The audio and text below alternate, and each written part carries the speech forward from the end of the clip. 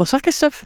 Oubliez le spectre de la récession mondiale. C'est une des bonnes nouvelles à la lecture de votre article que vous avez pu écrire avec vos confrères du Figaro. Ça veut dire qu'on échappe parce qu'il aurait pu être très très dur pour nous tous. C'est ce qui semble, et en fait, il faut être prudent, parce qu'on est un peu dans le brouillard en ce moment. Mais ce qui est sûr, c'est qu'en octobre dernier, on prévoyait pour la zone euro, mais aussi pour les États-Unis, une forte récession. Enfin, les économistes prévoyaient ça. Et aujourd'hui, ils sont beaucoup plus optimistes.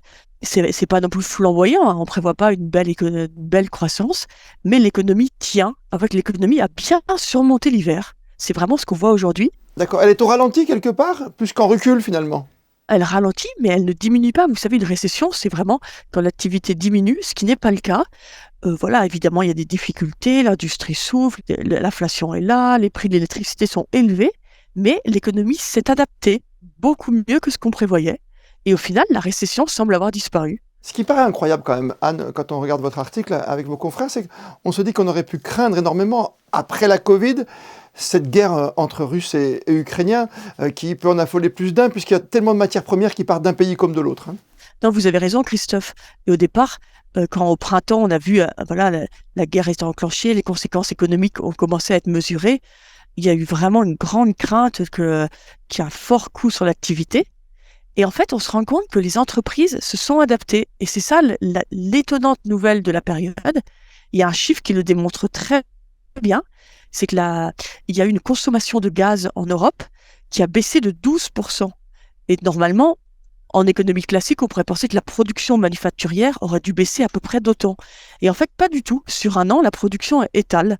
Normalement, elle aurait dû monter un peu, mais vous voyez, le choc a été énormément absorbé parce qu'en fait, les entreprises ont trouvé d'autres ressources. Elles ont exporté d'autres matières premières et puis elles se sont adaptées, elles ont changé leur chaîne de production. Et ça, c'est vraiment la grande nouveauté de ces derniers mois.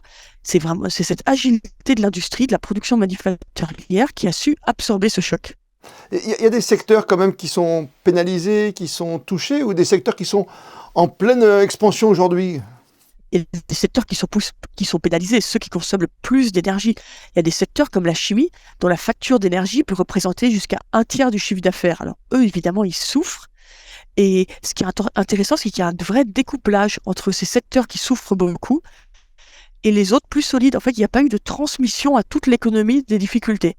Pendant la crise financière de 2008, vous voyez, les banques ont souffert et ça s'est transmis à toute l'économie parce que le crédit s'est raréfié. Là, c'est pas le cas. En fait, vous avez quelques secteurs qui vraiment prennent le choc, mais ils ne transmettent pas les difficultés au reste de l'économie, qui souffre, mais qui tient. Qu'est-ce qu'il faut encore surveiller, Anne de Guigné, comme autre vecteur, autre secteur? C'est quoi? C'est le chômage, c'est l'inflation, sont les chiffres qui nous donnent... C'est l'inflation surtout. C'est l'inflation. Parce qu'en fait, l'inflation, elle semble, aux États-Unis, très clairement, elle redescend. En Europe, on a l'impression que ça commence aussi à redescendre, mais il faut être très humble sur les questions inflationnistes. Les économistes ont beaucoup de mal à comprendre, à savoir comment ça évolue. Donc normalement, l'inflation va redescendre tout doucement autour du premier semestre. Mais voilà, un nouveau choc en Ukraine, d'autres tensions peuvent raviver l'inflation. Et il faut aussi bien surveiller ce qui se passe en Chine. Normalement, la Chine s'ouvre, ce qui est un facteur de croissance pour l'économie mondiale.